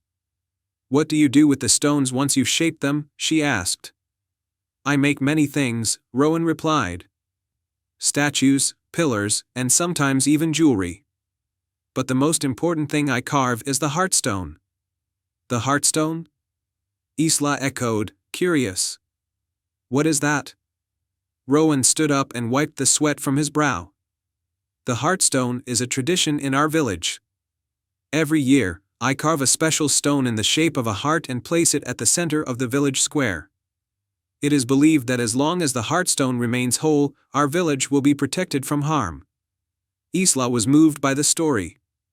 "May I see the Heartstone?" she asked. Rowan nodded and led Isla to the village square. In the center of the square stood a large stone heart, polished to a gleaming finish. It radiated a soft, warm light, and Isla could feel the magic within it. The villagers had decorated the square with flowers and ribbons, and children played around the Heartstone, laughing and singing. "It's beautiful," Isla said, her voice filled with awe. "You've done a wonderful thing for your village, Rowan." Rowan smiled modestly. "It's not just my work, Princess. The Heartstone is a symbol of our unity and strength. As long as we stand together, the stone will remain strong." Isla spent the rest of the day in the village, getting to know the people and learning more about their traditions. She was so impressed by the stonecutter's skill and the villagers' sense of community that she decided to return to the castle and tell her father about what she had seen. That evening, as Isla dined with her father, she told him all about Rowan and the Heartstone. The king listened intently, and when Isla had finished, he nodded thoughtfully. "It is clear that the young stonecutter has great talent," the king said. "But more importantly, he understands the value of unity and hard work. I would like to meet him." The next day, the king and Princess Isla traveled to the village to meet Rowan. The king was impressed by Rowan's humility and skill, and after hearing about the Heartstone, he made a decision. "Rowan," the king said, "would like to commission you to create a Heartstone for the entire kingdom. It will be placed in the grand square of the capital, where it will symbolize the unity and strength of all our people." Rowan was honored by the request but also overwhelmed. "Your Majesty, it would be a great honor, but the magic in the stones from our village is special. I'm not sure if it will work in the capital." The king smiled kindly. "I believe the magic lies not just in the stone, but in the hands and heart of the one who shapes it. You have the talent, and with your skill, I have no doubt that you can create a Heartstone worthy of the entire kingdom." Encouraged by the king's words, Rowan agreed to take on the task. He worked tirelessly for weeks, selecting the finest stones from the mountains and carefully carving them into the shape of a heart. As he worked, he could feel the magic flowing through his hands, just as it had before, but this time it was even stronger. It was as if the hopes and dreams of the entire kingdom were being infused into the stone. When the Heartstone was finally complete, it was even more magnificent than the one in the village. It shone with a bright, pure light, and when Rowan touched it, he felt a deep sense of peace and fulfillment. The king and Princess Isla were overjoyed and they saw the finished Heartstone. It was placed in the grand square of the capital, where people from all corners of the kingdom came to see it. The Heartstone became a symbol of the kingdom's unity, and it was said that as long as it remained whole, the kingdom would be safe from any harm. Rowan was hailed as a hero, but he remained humble, always reminding people that the true magic came from their unity and strength. Princess Isla and Rowan became close friends, and she often visited him in his village to see how he was doing and to learn more about his craft. As the years passed, the kingdom prospered, and the Heartstone remained a shining symbol of peace and unity. And though the people celebrated Rowan for his great work, he always insisted that it was the love and support of his fellow villagers, and the encouragement of a kind princess, that had made the magic possible. And so, the kingdom lived on in peace and harmony, protected by the magic of the Heartstone and the unity of its people. And they all lived happily ever after. I hope you enjoyed this fairy tale. In a quaint village nestled between rolling hills and ancient forests, there lived a kind-hearted lantern keeper named Oliver. Every evening, Oliver would walk through the village, lighting the lanterns that lined the cobblestone streets. The lanterns were not ordinary, they were enchanted to glow with a soft, warm light that guided villagers safely through the night. Oliver took great pride in his work, for he knew that the lanterns held a special magic. One crisp autumn evening, as Oliver prepared to light the lanterns, he noticed a peculiar one that had been dim for weeks. It was a lantern of silver, with intricate patterns of stars and moons etched into its surface. Despite his efforts, its light remained weak and flickering. Concerned, Oliver decided to seek the wisdom of the village elder, a wise woman named Elda. Elda listened to Oliver's concerns and studied the lantern closely. "This lantern is special," she said, her eyes twinkling with ancient knowledge. "It is a key to the Starlit Path, a magical trail that appears only once every 100 years. The path leads to the heart of the stars, a place of great power and wonder. To reignite the lantern's magic, you must embark on a quest to find the heart." Determined to restore the lantern's glow and discover the Starlit Path, Oliver set off into the forest with a small pack of supplies. Guided by the soft light of the remaining lanterns, he ventured deeper into the woods until he reached a clearing where the air shimmered with stardust. In the center of the clearing stood an old stone archway covered in glowing ivy. The archway seemed to pulse with a gentle, rhythmic glow. Oliver approached and saw that the silver lantern fit perfectly into a notch at the base of the arch. With a deep breath, he placed the lantern into the notch. As he did, the archway lit up with a brilliant, starlit light, and a path of shimmering stars appeared before him. The path was illuminated with constellations that sparkled like diamonds, winding through the forest and leading towards a distant, glowing mountain. Trial 1: The Whispering Wind. The first part of the starlit path led Oliver to a meadow where a soft, whispering wind swirled around him. The wind carried a riddle that Oliver needed to solve to proceed. "I dance without legs, I sing without a voice, I can be gentle or fierce, and I have no choice. What am I?" Oliver thought carefully and realized the answer was the wind. As he spoke the answer aloud, the whispering wind calmed and formed a gentle breeze that guided him to the next part of the path. Trial 2: The Crystal Cavern. The second trial took Oliver to a cavern filled with sparkling crystals that reflected the starlight. The cavern was beautiful but also a bit confusing, with many paths and glittering tunnels. To continue, Oliver needed to find the right path that led to the next trial. In the center of the cavern, Oliver found a small, glowing crystal with an inscription that read, "Follow the light of the heart to find your way." He took out the silver lantern, which now glowed softly with starlight. Holding it high, he followed the lantern's light, which led him through the correct tunnel and out of the cavern. Trial 3: The Guardian of the Heart. The final trial brought Oliver to the base of the glowing mountain, where he met the Guardian of the Heart, a majestic creature with wings made of starlight and eyes that shone like the night sky. The Guardian spoke in a voice that echoed like the chimes of distant bells. "To reach the heart of the stars, you must prove your worth by showing your purest intention. Why do you seek the heart?" Oliver took a moment to think. "I seek the heart of the stars to restore the magic of the lantern and bring light and guidance to my village. I wish to help others and share the beauty of this magic." The Guardian nodded, satisfied with Oliver's selfless answer. "Your heart is true. The heart of the stars is yours to behold." With that, the Guardian led Oliver to the summit of the mountain. There, nestled among a bed of glowing flowers, was the heart of the stars, a radiant, pulsating gem that filled the air with a warm, soothing light. Oliver carefully took the heart and returned to the village, following the starlit path back to the clearing. He placed the heart into the silver lantern, and the lantern burst forth with a brilliant, magical glow. The light was now more vibrant and warm than ever before. Returning to his village, Oliver saw that the lanterns were now brighter, casting a golden light that filled the village with warmth and joy. The villagers gathered around, marveling at the renewed glow of their lanterns.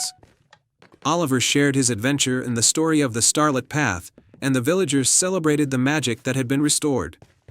And so, the tale of Oliver and the Starlit Path became a cherished story in the village, a reminder of the power of selflessness and the magic that lies in the heart of those who seek to share their light with others. The lanterns continued to shine brightly, guiding the villagers safely through the night and reminding them of the wondrous adventure that brought their world back to life. From that day on, every time the village lanterns glowed, they sparkled with the magic of the heart of the stars, and the legend of the Starlit Path was passed down through generations, inspiring countless others to follow their own paths of light and wonder. Once upon a time, in a hidden valley surrounded by misty mountains, there was a small village called Glenwood. Glenwood was a place of serene beauty, known for its lush meadows and sparkling streams. At the edge of the village, nestled in a grove of ancient trees, lay a mysterious pool known as the Starlit Pool. Legend had it that the pool was enchanted, reflecting the stars even in the brightest daylight and holding the power to grant a single wish to someone pure of heart. The villagers often spoke of the starlit pool in hushed tones, and many believed it was simply a myth.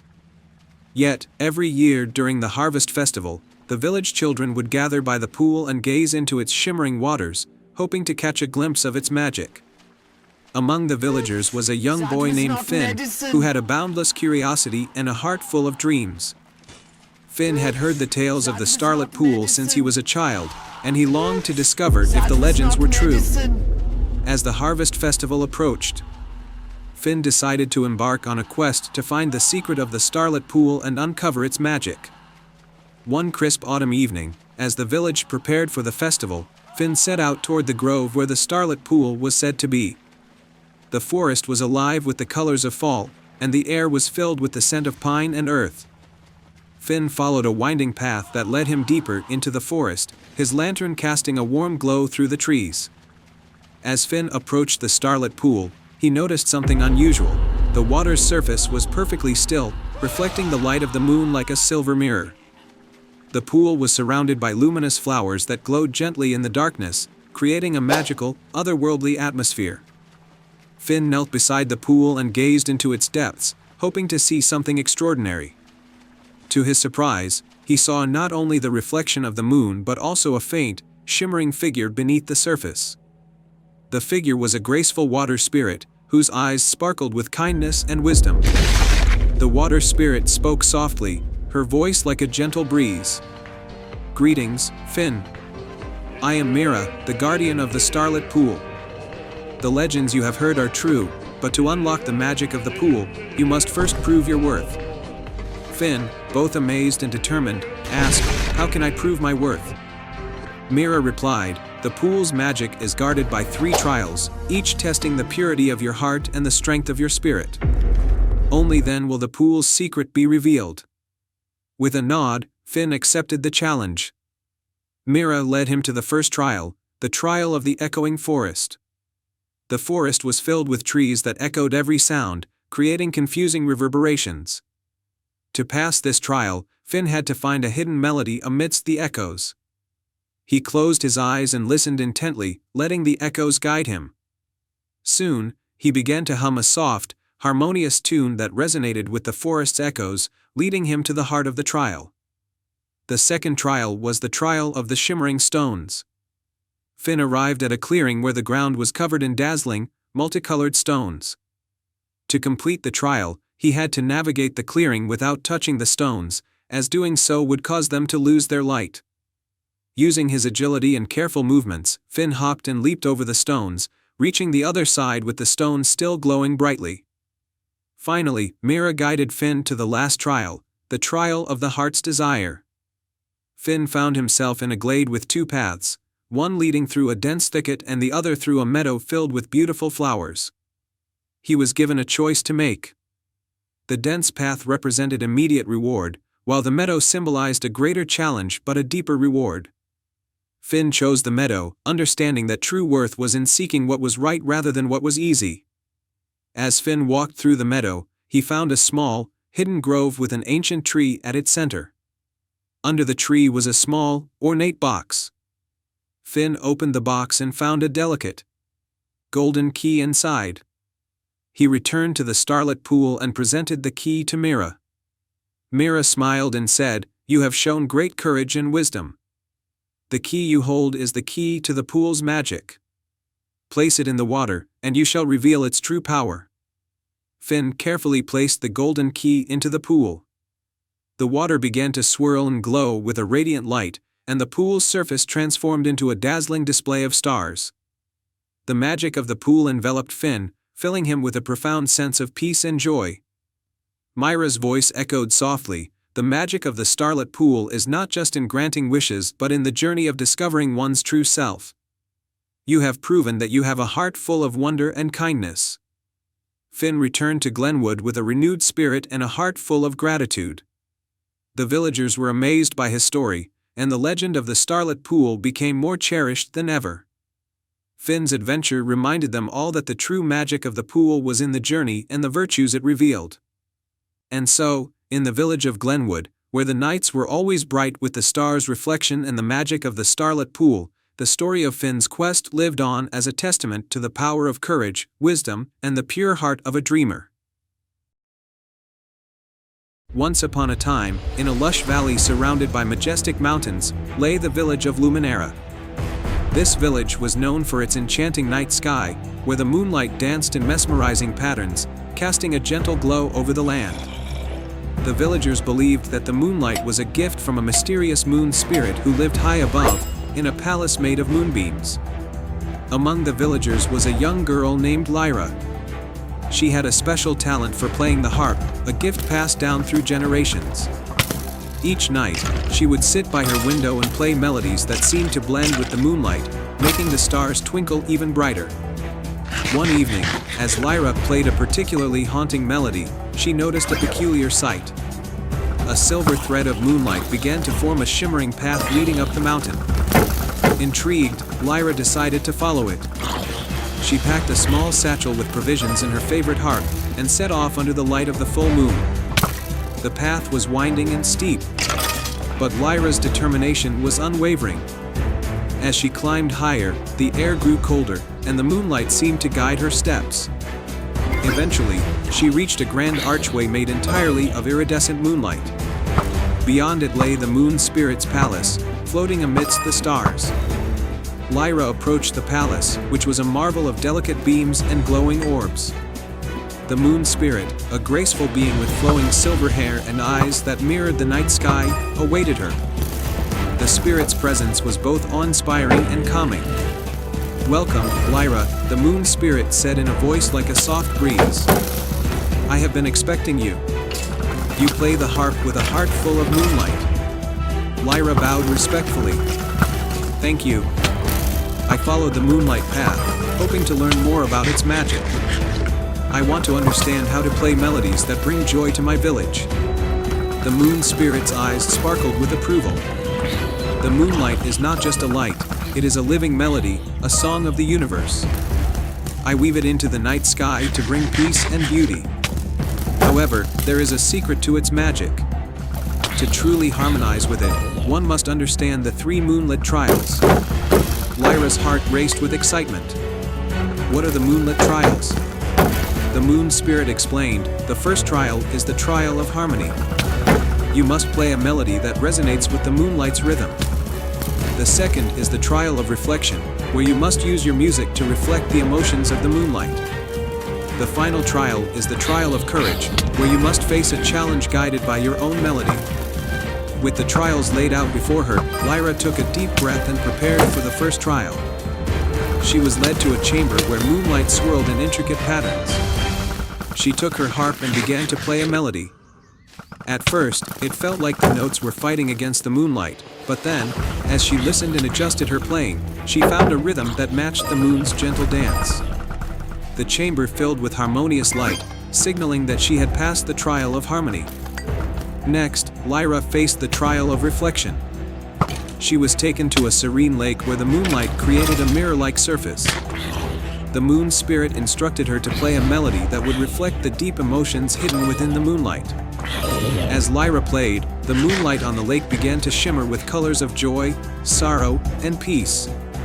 The lake reflected these emotions beautifully, showing that Lyra had successfully passed this trial as well. Finally, the trial of courage awaited. Lyra was led to a dark, shadowy grove where the moonlight barely reached. Here, she was faced with a challenging riddle spoken by a shadowy figure. To solve it, Lyra needed to play a melody that would illuminate the grove and reveal the answer. Drawing upon her inner strength and the melodies she had learned, Lyra played with all her heart. The moonlight responded, breaking through the shadows and revealing the answer to the riddle. With the grove now bathed in moonlight, Lyra had completed the final trial. The moon spirit appeared once more, smiling warmly. "You have shown great skill and bravery. Your understanding of the moonlight's magic is profound. As a reward, I will grant you a moonlit harp, enchanted with the essence of the night sky. Use it wisely to bring joy and harmony to your village." With the moonlit harp in hand, Lyra descended the mountain and returned to Luminera. She played her new harp every night, filling the village with melodies that mirrored the moonlight's beauty. The village flourished under her music, and the night sky became even more magical, reflecting the harmonious bond between the moonlight and the people below. And so, Lyra's gift of music continued to light up the nights, a timeless reminder of the magic that connects hearts, dreams, and the gentle dance of moonlight. Once upon a time, in a faraway kingdom nestled between rolling hills and sparkling streams, there was a magical orchard unlike any other. This orchard was hidden from the eyes of ordinary folk, for its entrance was a twisting path that only appeared under the light of a full moon. In this kingdom lived a kind-hearted young girl named Ilara. She had a special bond with nature, tending to the flowers and trees in her village with great love and care. One evening, as the full moon rose high in the sky, Ilara followed a path of silver moonlight that had appeared at the edge of her village. The path led her through a dense forest where the trees whispered secrets to each other. Ilara walked on, guided by the soft glow of moonbeams until she reached the entrance of the enchanted orchard. The trees in this orchard were taller than any she had ever seen, their leaves shimmering with an iridescent light. As she stepped inside, Ilara was greeted by a chorus of melodious birds and the sweet scent of flowers that danced in the night breeze. The orchard was filled with fruit trees of all kinds, but the most peculiar thing about them was their golden fruit. They glowed warmly, and their light seemed to pulse with a gentle rhythm. Ilara wandered through the orchard, marveling at the beauty around her. She came across a grand, ancient oak tree with a trunk so wide that it would take several people to encircle it. At the base of the tree was a small door, just the right size for a child. It was adorned with intricate carvings of stars and moons. Curiosity piqued, Ilara gently opened the door and found a spiral staircase leading down into the earth. She descended cautiously, her heart pounding with excitement. At the bottom, she entered a chamber where the walls were lined with sparkling gems and golden vines. In the center of the room stood a wise old fairy named Seraphina, her wings shimmering like the northern lights. "Welcome, Ilara," Seraphina said with a warm smile. "I have been waiting for you." Ilara was amazed. "How do you know my name?" "Magic works in mysterious ways," Seraphina replied. "This orchard is enchanted, and it has sensed your pure heart and love for nature. I am the guardian of this place, and I need your help." "What can I do?" Ilara asked eagerly. Seraphina explained that the orchard had been falling under a shadow of gloom because a powerful sorcerer named Malvado had stolen a magical crystal that kept the orchard's light alive. Without it, the orchard's magic was fading, and soon it would lose its enchantment forever. "You must retrieve the crystal from Malvado's castle," Seraphina said. "It is a dangerous journey, but I believe you have the courage and kindness needed." Ilara nodded, feeling a surge of determination. With a flick of her wand, Seraphina gifted Ilara a small, enchanted lantern. "This lantern will guide you through the darkest paths and reveal hidden dangers." Ilara thanked Seraphina and set off on her quest. Guided by the lantern's light, she journeyed through dark forests and over treacherous mountains. Along the way, she encountered various creatures, a wise old owl, a mischievous fox, and a gentle deer, who each offered her guidance and help. After days of travel, Ilara finally reached Malvado's castle. It was a foreboding place with towering spires and dark clouds swirling overhead. She sneaked inside using the lantern's light to avoid detection. Deep within the castle, she found the sorcerer in his chamber, clutching the glowing crystal. Ilara took a deep breath and stepped forward. "Please, Malvado, return the crystal to its rightful place. It belongs to the enchanted orchard, and without it, so much magic and wonder will be lost." Malvado looked at her with surprise. No one had ever spoken to him with such sincerity before. As he looked into Ilara's earnest eyes, something shifted in his heart. He hesitated, then slowly handed the crystal to her. "Why are you helping me?" Malvado asked, bewildered. "Because even the darkest hearts can be touched by kindness," Ilara replied. With the crystal safely in her hands, Ilara made her way back to the enchanted orchard. The moment she placed the crystal back in its rightful spot at the heart of the orchard, a brilliant light filled the air. the trees began to glow with renewed vigor, and the entire orchard sparkled with vibrant colors. Seraphina appeared, her eyes twinkling with gratitude. "You have saved the orchard, Elara. Your bravery and kindness have restored its magic." The enchanted trees and creatures of the orchard gathered to celebrate. Elara felt a deep sense of joy as the night sky lit up with a dazzling display of stars. When the time came to leave, Seraphina handed Elara a small golden apple. "This apple will grant you one wish. Use it wisely." Elara returned to her village, and though she kept the apple safe, she never used it. Instead, she continued to care for the natural world around her, sharing the magic and wonders she had experienced with others. And so, the enchanted orchard remained a place of beauty and wonder, known only to those with pure hearts. Elara's story became a cherished tale, reminding all who heard it of the power of kindness and the magic that exists in the world, waiting to be discovered. And they all lived happily ever after. Once upon a time, in a secluded valley surrounded by majestic mountains, there was a small village called Silverleaf. This village was known for its serene beauty, but it had one secret: a moonlit pond hidden deep in the forest, which no villager had ever ventured to explore. The pond was said to be enchanted, glowing with an otherworldly light on nights when the moon was full. In this village lived a young boy named Finn. Finn was adventurous and loved exploring, but he was also a bit cautious. He had heard the legends about the moonlit pond from the village elders but had never dared to visit it, fearing the unknown. One evening, as the full moon began to rise over the valley, Finn's curiosity got the better of him. He decided that tonight would be the night he would uncover the secret of the moonlit pond. He packed a small satchel with essentials: a warm cloak, a lantern, some food, and his trusty map. Following the path described in the old stories, Finn entered the forest. The trees were tall and ancient, their branches forming a canopy that let only specks of moonlight through. Finn's lantern cast a soft glow, guiding his way as he ventured deeper into the woods. As he walked, he noticed that the forest seemed different than usual. The air was filled with a faint, melodic hum, and the shadows danced in rhythm with the music.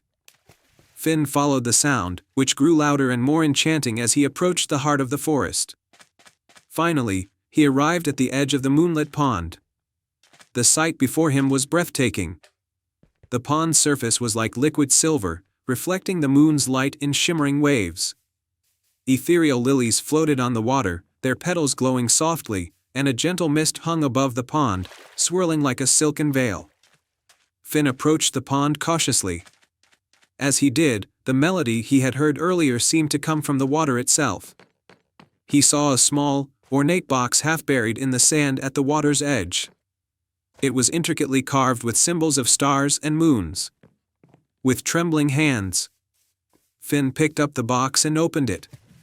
Inside was a delicate silver key and a note that read, "To unlock the magic, you must follow the melody of the night and listen to the whispers of the moon." Confused but intrigued, Finn held the key tightly and looked around. The melodic hum grew stronger, and he realized it was coming from the lilies on the pond. As he listened, the sound seemed to guide him to a hidden alcove behind a cluster of willow trees. In the alcove was an ancient, weathered door covered in vines. The door had a keyhole that perfectly fit the silver key. With a deep breath, Finn inserted the key and turned it. The door creaked open to reveal a hidden chamber bathed in soft moonlight. Inside the chamber was a beautiful, celestial harp, surrounded by floating orbs of light. The harp was delicate and adorned with moonstones that glowed with a gentle, soothing light. As Finn approached the harp, he felt a sense of peace and wonder. Suddenly, the harp began to play on its own, the strings moving gracefully as if guided by invisible hands. The music was enchanting, filling the chamber with a feeling of warmth and magic. Finn felt as though he was being enveloped in a dream. A soft, glowing figure appeared before him. It was the guardian of the moonlit pond, a fairy with wings like shimmering moonlight. She had a kind and serene smile. "Welcome, brave traveler," the fairy said. "You have discovered the secret of the moonlit pond. This harp holds the magic of dreams and wishes. It has been waiting for someone with a pure heart to set it free. The fairy continued, the music of the harp can bring joy and hope to those who listen. But remember, true magic lies not only in the melody but in the intentions of the heart. Use it wisely. Finn nodded, understanding the responsibility he now carried. The fairy blessed him and the harp, and with a wave of her hand, the chamber was filled with a brilliant light. When the light faded, Finn found himself back at the pond with the harp in his hands. With great care, Finn returned to the village, carrying the celestial harp. The villagers gathered around him, eager to hear about his adventure. As he played the harp, its magical music filled the village with a sense of wonder and peace. The melodies brought comfort, joy, and inspiration to everyone who listened. From that night on, the moonlit pond and its enchanted harp became a cherished part of Silverleaf. The villagers celebrated the magic of the harp, and Finn's bravery was remembered as a testament to the power of curiosity, courage, and the magic of the heart. And so, the moonlit pond continued to glow with a soft, silver light, its secrets shared with all who believed in the magic of dreams and the beauty of the night. Once upon a time, in a picturesque village named Bramblebrook, there was a grand old manor that had stood empty for as long as anyone could remember. The manor was surrounded by an overgrown garden, filled with tangled vines and ancient trees. The villagers often spoke of the manor's secret garden, a place rumored to be magical, but no one had ever seen it or understood its secrets. In Bramblebrook lived a curious and kind-hearted girl named Alara. She had always been fascinated by the stories of the manor and dreamed of discovering its hidden wonders. One sunny afternoon, while exploring the edge of the village, Alara found an old, rusted key half buried in the dirt. The key was ornately decorated with silver filigree and seemed to shimmer in the sunlight. Alara picked up the key and examined it closely. Could this be the key to the secret garden? She wondered aloud. Determined to find out, she made her way to the manor, her heart pounding with excitement. The manor's gate creaked open with a push, revealing the overgrown garden beyond. Alara carefully navigated through the thick underbrush, her eyes searching for any sign of a lock that might match her key. After some time, she stumbled upon a small, ivy-covered door hidden behind a cluster of ancient rose bushes. With trembling hands, Alara inserted the silver key into the lock. The door clicked open, and she gently pushed it ajar. As she stepped through the doorway, she was greeted by the most enchanting sight, the secret garden. The garden was a breathtaking expanse of vibrant flowers, sparkling fountains, and glowing lanterns that floated gently in the air. The air was filled with the sweet fragrance of blossoms, and the soft hum of bees created a soothing melody. At the center of the garden was a grand, marble fountain with a crystal-clear pool, and beside it, a wise old tortoise was lounging in the sun. The tortoise looked up and greeted Alara with a warm smile. "Welcome, young one. I am Tiberius, the guardian of the secret garden. You have found the key and entered the garden, but to unlock its true magic, you must complete 3 tasks." Alara, both thrilled and curious, nodded eagerly. "What are the tasks, Tiberius?" Tiberius explained the tasks. 1. The task of light. Find the sunflower of eternal light and bring its glow to the garden's darkest corner. 2. The task of harmony. Restore the melody of the garden by helping the birds sing their lost song. 3. The task of wisdom. Solve the riddle of the enchanted stone to reveal the heart of the garden's magic. Alara set off on her first task. She wandered through the garden, searching for the sunflower of eternal light. After some time, she found it growing in a hidden alcove, its golden petals shimmering brightly. With great care, Alara carried the sunflower to the garden's darkest corner, where it bathed the area in a warm, radiant light, dispelling the shadows. For the second task, Alara listened to the melodious chirping of the birds. She noticed that their songs were disjointed and incomplete. Determined to help, she followed the birds through the garden, listening to their calls. She discovered that each bird had a part of a song. Alara gently guided them to a central clearing, where the birds harmonized their tunes. Slowly, the garden was filled with a beautiful, enchanting melody, bringing joy to every corner. Finally, for the third task, Alara approached the enchanted stone, a large, smooth rock with ancient runes carved into its surface. Tiberius had mentioned a riddle, so Alara studied the runes carefully. The riddle was inscribed on the stone: "By day I sleep beneath the sun's bright rays, by night I dream in the moon's gentle gaze. I dance with shadows and laugh with light, what am I, who's seen in day and night?" Alara pondered the riddle, her mind racing through possibilities. Then she had a sudden realization. "A reflection," she exclaimed. "The answer is a reflection." As soon as Alara spoke the answer, the enchanted stone began to glow, and a hidden compartment opened, revealing a shimmering, heart-shaped crystal. The crystal floated gently into the air and began to pulse with a soft, harmonious light. Tiberius appeared beside Alara, his eyes twinkling with approval. "You have completed the tasks with courage and wisdom. This crystal holds the heart of the garden's magic. It will ensure that the garden's beauty and enchantment are preserved." Alara accepted the crystal with gratitude. Tiberius explained that the garden's magic would now be a part of her, and she could return to visit whenever she wished. With a heart full of joy, Alara bid farewell to Tiberius and left the garden. She returned to the village, where she shared her adventure and the story of the magical garden. The village celebrated her bravery and kindness, and the secret garden became a place of wonder and inspiration for all who heard of it. The garden's magic continued to bloom, and Alara's adventures became a beloved tale in Bramblebrook, a reminder that with courage, harmony, and wisdom, even the most hidden of secrets can be revealed. Once upon a time, in a small village surrounded by a dense forest, there lived a young girl named Kira. Kira was known throughout the village for her kindness and generosity. She had a heart as big as the sky and always looked for ways to help others. Her family wasn't rich, but they had enough, and Kira was always happy to share what they had with those who needed it. One sunny morning, Kira decided to visit the forest to pick some wild berries.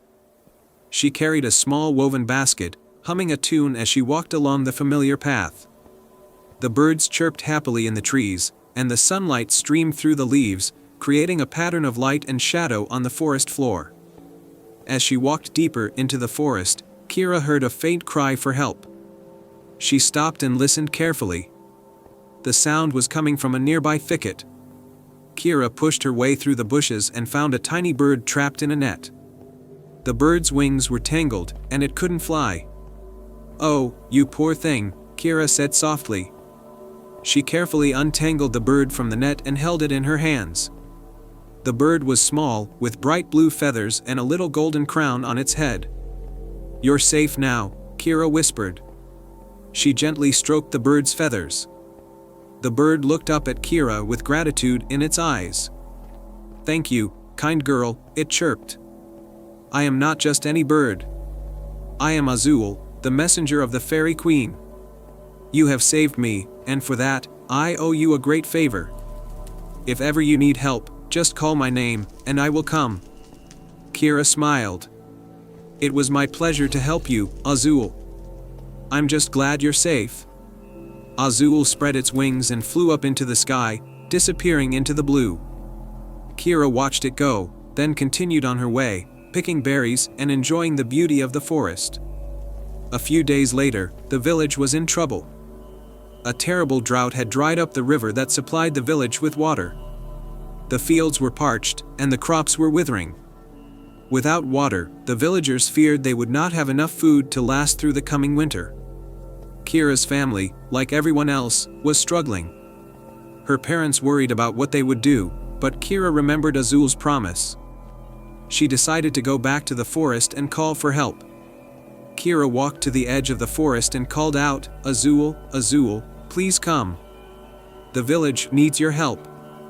Within moments, Azul appeared, flying down from the sky and landing on Kira's shoulder. "What's wrong, kind Kira?" the bird asked. "Our village is suffering from a drought," Kira explained. "The river has dried up, and we have no water for our crops. Can you help us?" Azul nodded. "Follow me," it said. The bird took off, flying deeper into the forest. Kira followed, running as fast as she could to keep up. They soon reached a clearing with a large, ancient tree at its center. The tree's roots were twisted and gnarled, and its trunk was covered in moss. "This is the Tree of Life," Azul explained. "It has the power to bring water to the land, but it has been neglected for many years. We need to wake it up." "How do we do that?" Kira asked. "You must sing to it," Azul said. "Sing with all the love and hope in your heart, and the tree will hear you." Kira took a deep breath and began to sing. She sang a simple melody, a song her mother used to sing to her when she was a child. Her voice was clear and sweet, and as she sang, the leaves of the tree began to rustle. A soft breeze stirred the air, and the ground trembled slightly beneath her feet. Suddenly, water began to flow from the base of the tree, trickling at first, then gushing in a strong stream. The water was clear and cool, sparkling in the sunlight. It flowed into a small pond and then trickled into a stream that wound its way toward the village. Kira stopped singing, amazed by what she had done. "Thank you, Azul," she said, turning to the little bird. "You saved our village." "No, Kira," Azul replied. "You saved the village. Your kindness and your voice brought the tree back to life. Never forget the power of a kind heart." Kira watched as the water flowed from the tree, filling the stream and making its way back to the village. She followed the stream, feeling a sense of joy and relief. When she reached the village, the people were gathered around the stream, cheering and laughing as the water flowed back into the riverbed. "Kira, you did it," her mother cried, rushing to hug her. "You brought the water back." Kira smiled and hugged her mother tightly. "I had help," she said, glancing up to see Azul perched on a tree branch, watching over them. The village celebrated that night with a great feast. The crops began to grow again, and soon the fields were green and lush. The river flowed strong and clear, and there was plenty of water for everyone. Kira never forgot Azul's words. She continued to be kind and helpful, always ready to lend a hand or a listening ear. And whenever she saw a bird with bright blue feathers and a golden crown, she would smile, knowing that her friend was never far away. And so, the village thrived, not just because of the water, but because of the kindness that flowed from Kira's heart, touching everyone around her. The end. Once upon a time, in the kingdom of Astraloria, where the night sky was always filled with glittering stars, there was a beloved princess named Lila. Princess Lila was known for her kindness and curiosity. Every evening, she would gaze out of her tower window, marveling at the endless constellations and dreaming of adventures in the starry sky. One fateful night, as Princess Lila watched the stars twinkle brightly, a strange and dark shadow crossed the sky. The stars began to flicker and dim, and before long, the entire kingdom was shrouded in darkness. The people of Astraloria were filled with despair as their beloved night sky lost its magic. Queen Alara, Lila's wise mother, was deeply concerned. She summoned the kingdom's most learned scholars and magical experts, but none could explain the sudden loss of stars or how to restore them. Princess Lila, determined to bring back the light, decided to take matters into her own hands. She set off on a quest to uncover the mystery behind the vanishing stars. Accompanied by her loyal talking cat, Luna, who had a knack for solving riddles, Lila embarked on a journey to the farthest reaches of the kingdom. The Enchanted Forest. Their first stop was the Enchanted Forest, known for its ancient trees and magical creatures. Here, they hoped to find clues about the stolen stars. Deep within the forest, they encountered a wise old owl named Orin, who was known to possess ancient knowledge. Orin, perched high in a great oak tree, listened intently as Lila explained their plight. He ruffled his feathers and said, "To find the stars, you must seek the Oracle of the Moon. She resides in the hidden glade, a place that appears only when the moon is full and bright." With Orin's guidance, Lila and Luna followed the path to the hidden glade, which revealed itself under the light of the full moon. The glade was a serene, moonlit meadow filled with shimmering flowers and a crystal-clear pond. The Oracle of the Moon. In the center of the glade stood the Oracle of the Moon, an elegant figure with a gown that seemed to be woven from moonlight. she greeted Lila and Luna warmly. "Welcome, brave ones," the oracle said in a soothing voice. "I know why you've come. The stars have been stolen by a sorcerer named Malakar, who seeks to harness their power for his own dark purposes. He hides in the Shadow Realm, a place that can only be reached through the Mirror of Twilight."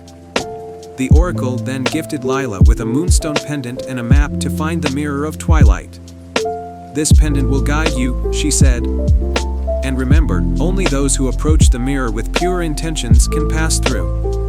The Shadow Realm. Following the map, Lila and Luna journeyed to the Shadow Realm, a dark and eerie place where the shadows seemed to have a life of their own. They found the Mirror of Twilight, a magnificent, ornate mirror with a surface that rippled like liquid silver. As Lila approached the mirror, the moonstone pendant began to glow warmly, revealing a hidden doorway. Beyond the doorway was a dark castle where Malakar resided.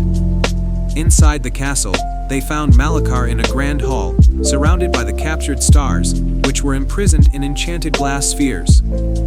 Malakar, surprised by their arrival, sneered, "You dare challenge me? These stars are mine to command." The confrontation. Lila, undeterred, stepped forward and said, "We won't let you use the stars for your own gain. They belong to the sky and to the people of Astraloria." A fierce battle ensued. Luna used her agility and cunning to outmaneuver Malakar, while Lila, holding the moonstone pendant, channeled its magic to weaken the sorcerer. Just as Malakar seemed to gain the upper hand, the pendant's light intensified, and the stars began to shine through the enchanted spheres. Realizing he was losing his power, Malakar tried to flee, but Lila and Luna were quick to stop him. With a final burst of light from the moonstone pendant, the enchanted spheres shattered, releasing the stars back into the night sky. Returned to Astraloria with the stars restored to their rightful place, the night sky of Astraloria sparkled more brilliantly than ever. Lila and Luna returned to the kingdom, where they were greeted with joy and celebration. The people of Astraloria rejoiced at the return of their beloved stars, and Queen Alara honored Lila and Luna for their bravery and determination. As a reward, the Oracle of the Moon bestowed upon Lila a special gift, a star-shaped locket that would always keep the light of the stars close to her heart. The locket would also serve as a reminder that even in the darkest times, there is always hope and light to be found. Princess Lila continued to watch the stars from her tower, grateful for the adventure that taught her the importance of courage, friendship, and the beauty of the night sky. And so, under the shimmering stars, the kingdom of Astraloria thrived once more, its nights filled with wonder and magic. The end.